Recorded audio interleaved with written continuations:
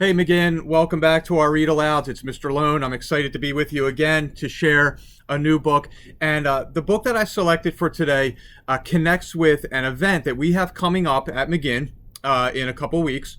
On March 25th, we're going to have the latest edition of McGinn's Day of Global Cultures. It's something we've shared in the past. And the beautiful part of this day is that parents, friends, relatives of our students come into the school and they share information, experiences about their culture, their background.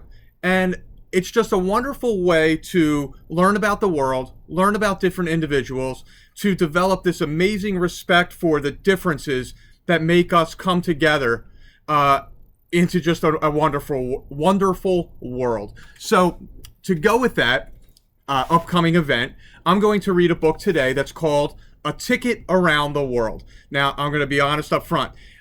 There's parts of the book I'm going to skip through because the book will be about a 20-minute read aloud. So I want to make sure that we get a lot of different pieces in on places around the world, and then we will celebrate on March 25th. All right, so here we go. A Ticket Around the World.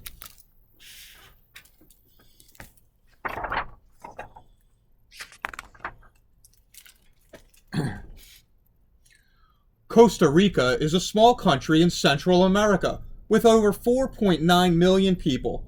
It's famous for its tropical rainforests, active volcanoes, and misty cloud forests. Howler monkeys, iguanas, and sea turtles are just some of the amazing wildlife that live here. Alberto is a tico, a nickname Costa Rican boys and men give themselves. Girls and women are known as ticas. Most ticos and ticas speak Spanish, but some groups still speak indigenous or native languages. Alberto lives on a farm near the city of Alajuela with his dad, brother, and his abuela, which is grandma. There are mountains all over Alberto's farm, and cows roam freely in the countryside. His family grows fruits and vegetables that they sell at street markets or small shops in nearby towns. San Jose is the country's capital, and it's about an hour away by car. During my stay, I tried Alberto's favorite food, gallo pinto, which is black beans and rice. It's the country's native dish. It can be eaten with every meal, even breakfast. India is known for its ancient temples, spicy curries, and the game of cricket. It has over 1 billion people and 16 official languages. Hindi and English are 2 of them. A few hours from the capital of New Delhi, you'll find the famous Taj Mahal, a 300-year-old monument visited by millions of tourists each year. Namaste. This is a respectful greeting in Hindi. I'm visiting my friend Meena. She lives in Mumbai, which is India's second largest city. Mumbai's busy streets are always packed with people, some traveling by auto, some by rickshaws, buses, and bicycles.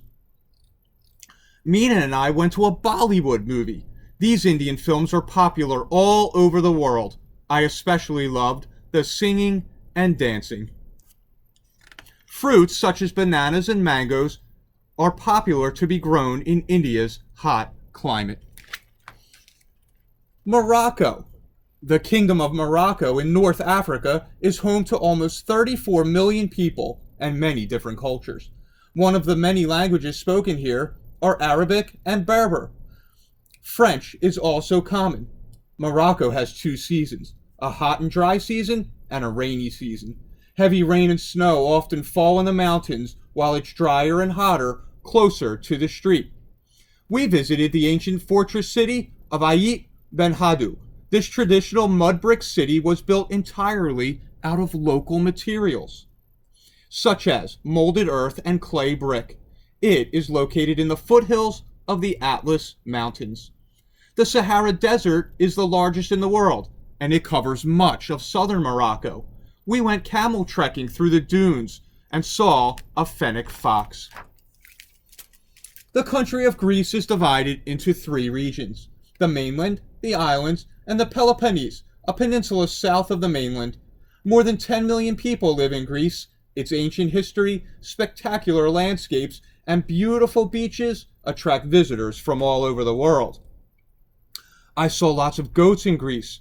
People here raise them because goats do very well in rocky, mountainous areas. Also, since there are smaller cows, they are much easier to keep. Goats are used for their meat and their milk, which is used in cheese. One day we took a high-speed catamaran, which is a kind of boat, to the capital city of Athens.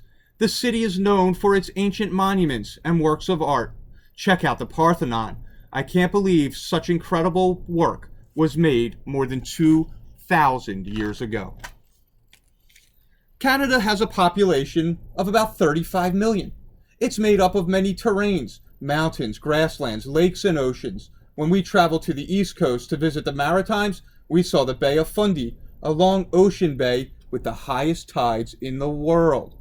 Hi and bonjour from Canada. I'm visiting my friend Cara. She lives in Ottawa, which is Canada's capital city. You'll find that in Canada, both English and French are spoken.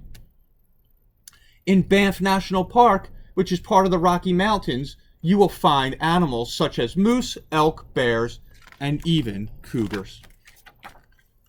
More than 200 million people live in Brazil, the largest country in South America. It's known for its white sandy beaches, its huge rainforests, its grassland plains called pampas. The Amazon River runs right through Brazil and is one of the longest rivers in the world. While canoeing down the Amazon, we saw blue and yellow macaws, river turtles, and even pink river dolphins.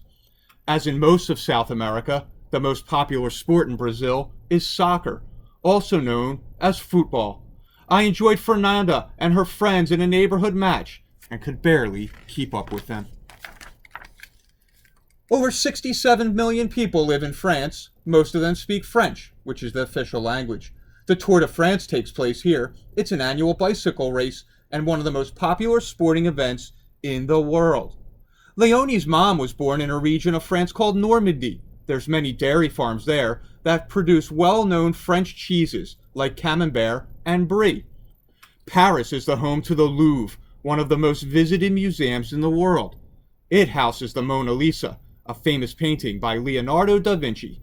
It took us an entire day to see only half of this huge museum. Botswana is found in south-central Africa, and it has a population of more than 2 million people. Most of the country is covered by the Kalahari Desert. The people of Botswana are called Botswana.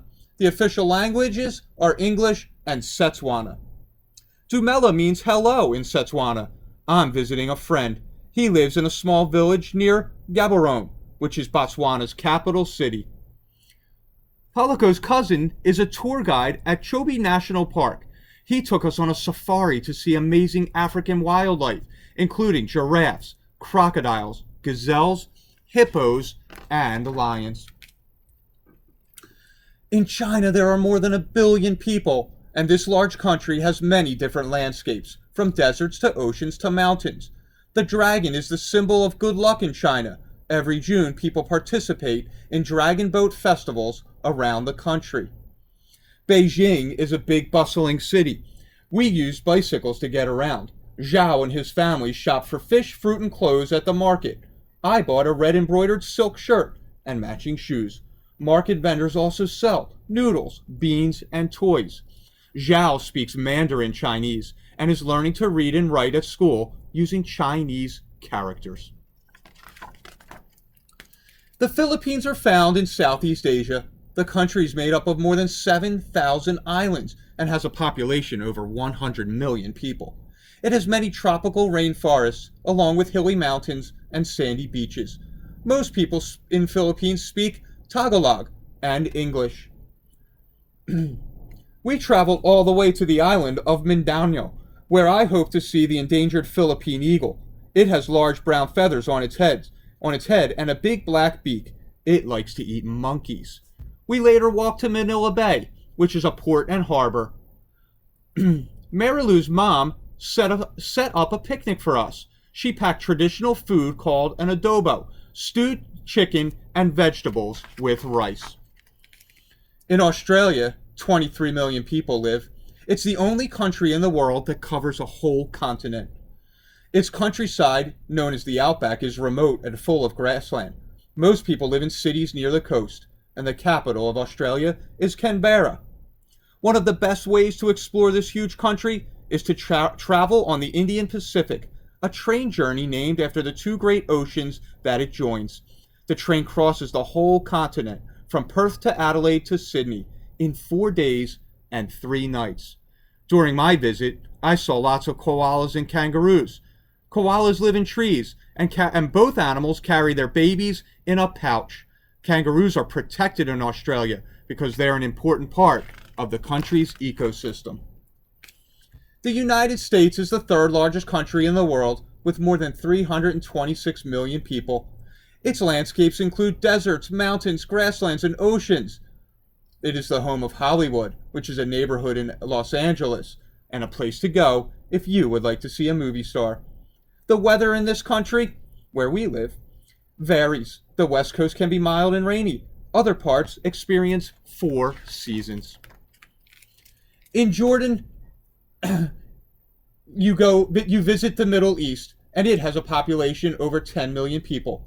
Arabic is the official language. Jordan is ruled by a monarchy, which means that it has a king or queen in charge of making decisions for the country. Haneen and her dad live in the capital city, Amman. The white buildings throughout the city are why Amman is nicknamed the White City. I once saw a street busker playing a cool instrument called a rababa.